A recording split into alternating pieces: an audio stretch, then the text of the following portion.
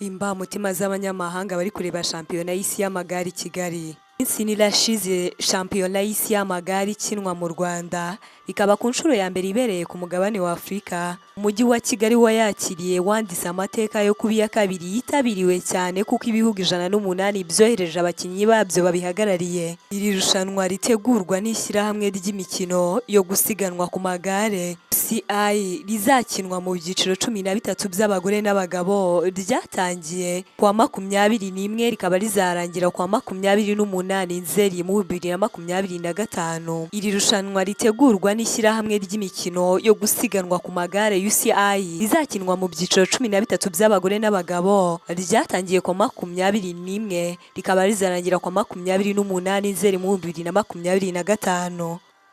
Harimo ibyiciro by'abatarengeje imyaka 23 mu bagore byakinwe kwa 22 Nzeri mu 2025, ari nabwo bwa mbere ryari rikinwe mu myaka 104 irushanwa rimaze ritangiye. Hari icyiciro cy'abatarengeje imyaka 23 mu bagore ryakinwe kwa 22 Nzeri mu 2025, ari nabwo bwa mbere ryari rikinwe mu myaka 104 irushanwa rimaze ribayeho. Hari icyiciro cy'abatarengeje imyaka 23 mu bagore byakinwe kwa 22 Nzeri mu 2025, ari nabwo bwa mbere ryari rikinwe mu myaka 104 iri rushanwa rimaze ribayeho cyangwa se ritangiye. Uretse abanyarwanda baryohewe n'iri siganwa, abanyamahanga bari i Kigali nabo bishimira uko riri kugenda no kuba ibihugu byabo bikomeje kwitwara neza muri iri rushanwa.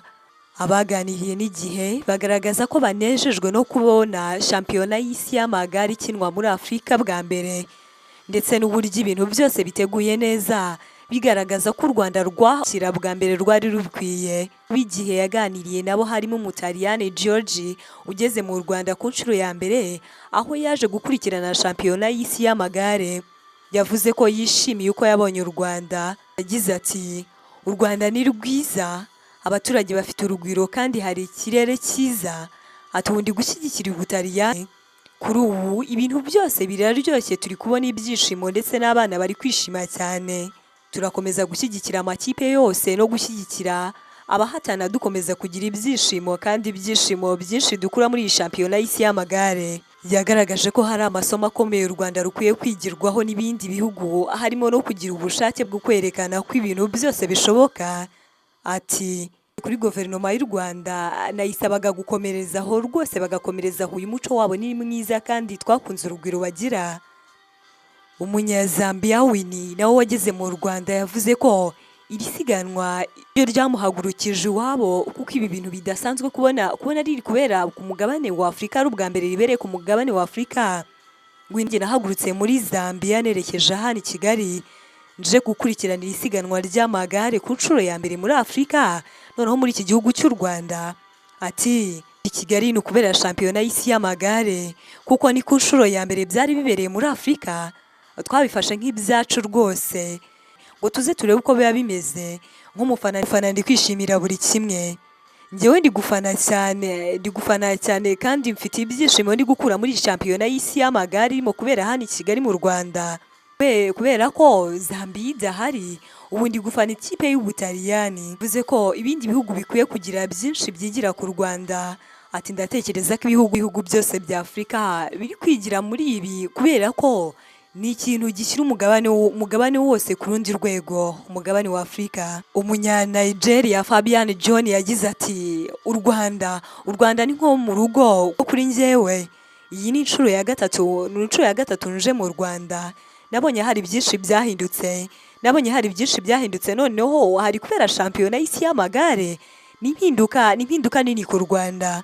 Ati u Rwanda ni urwa mbere, ubu ndi gufana Ububiligi n'u Rwanda, cyane umukinnyi ndi gufana Remiko. Agaragaje ko ibihugu bya Afurika bigifite urugendo n'ibintu byinshi byo kwiga, akurikije n'uko u Rwanda rwakiriye bwa mbere irushanwa ry'amagare isi kandi akaba ari ku nshuro ya mbere. Ati Afurika ifite ibintu byinshi byo kwiga muri uru rugendo, ukurikije ukuntu u Rwanda rwakiriye aya marushanwa yiga menshi. Ibihugu bya Afurika biracyafite byinshi byo kwigira ku Rwanda. Haranira ko ibihugu byabo biza ku isonga bizashoboka. Turasaba ko ibihugu byose bya Afurika byigira ku Rwanda. Umunya Leta Zunze Ubumwe za Amerika ariko utuye muri Ekose Mathias yagize ati mu 2019 nabaye hari imyaka ibiri kubona shampiyona y'isi y'amagare iza hano mu Rwanda biranshimishije kandi cyane. Hari byinshi byateye imbere, iyo urebye hirya no hino ubona ko inyubako zigenda ziyongera. Ati ubu ndi gufana podcast shampiyona y'isi y'amagare, niteze kureba abasiganwa mpuzamahanga kandi beza. Kugeza ubu nishimiye uburyo ririmo kugenda rwose kandi ririmo kubera hano i Kigali mu gihugu cy'u Rwanda. Ati ndabyishimiye kandi cyane. Yashimye ko guverinoma y'u Rwanda ifasha cyane mu guteza imbere siporo zitandukanye, bityo ko ari isomo ibindi bihugu bikwiye kwigira ku Rwanda. Kandi Umubirigi nawe yashimye ko shampiyona y'isi y'amagare ikomeje kugenda neza, ndetse yerekana ko kuba abakinnyi bahagarariye igihugu cye barangajwe imbere na Remiko bakomeje kwitwara neza nabyo ari ibyo kwishimirwa rwose, ari byiza kandi cyane. Kuri uyu munsi kwa kane tariki ya 25 Nzeri haratangira amasiganwa yo mu muhanda, aho abakinnyi bagendera hamwe mu gikundi. Harakinwa ibyiciro cy'abakobwa batarengeje imyaka 23 barasiganwa n'intera y'ibirometero 119 guhera saa 7. Isiganwa riraba ku nshuro ya mbere. U Rwanda rwari rufitemo abakinnyi bane ari bo Iragena Charlotte, Mwamikazi Jazila, Ntakirutimana Martha na Nyirarukundo Claudette. Ku wa gatanu hazakina abahungu bari munsi y'imyaka 19 n'abatarengeje imyaka 23. Ku wa gatandatu hazakina abahungu bari munsi y'imyaka 19 n'abagore. Naho ku cyumweru ku munsi wo gusoza hakina abagabo bazakora intera y'ibirometero 267. Akanyamuneza ni kose ku banyamahanga bari mu mujyi wa Kigali bakurikirana isiganwa ry'amagare ku isi. Kenya nabo nuko bishimiye kureba amasiganwa ya shampiyona y'isi y'amagare mu mihanda ya Kigali, bafite ibyishimo n'amabendera yabo, bishimye kandi cyane. Abafata amafoto y'urwibutso atandukanye nabo ni benshi kandi mu byishimo muri shampiyona y'isi irimo. Abashinwa nabo nuko mu gushyigikira abagenzi babo bari muri iri rushanwa ry'amagare ku isi. Muri rusange abanyamahanga bari mu Rwanda bishimira uko shampiyona y'isi y'amagare irimo kugenda neza kandi rwose batuje bishimiye. Ikipe y'Ubufaransa yegukanye umwanya wa 2 muri iyi shampiyona y'isi y'amagare.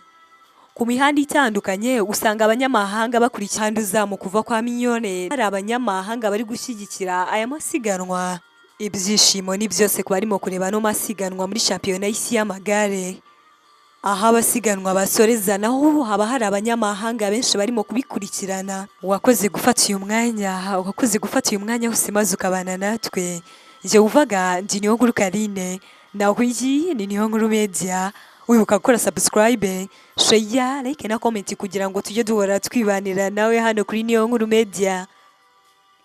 Nkanatekereza ko umeze neza, wowe utameze neza ibihe birahinduka. Uyu munsi ushaka kubona byanze, ariko ejo cyangwa ejo bundi hamwe n'Imana hamwe no gusenga ibintu bikagenda neza. Nje kandi cyo mpora mbifuriza Imana ikomeze yagure kandi yobora intambwe zanyu. Turabakunda cyane hano kuri Niyonkuru Media. Ufite ikibazo, igitekerezo cyangwa inyunganizi, nta kibazo wabinyuza hano muri comment section.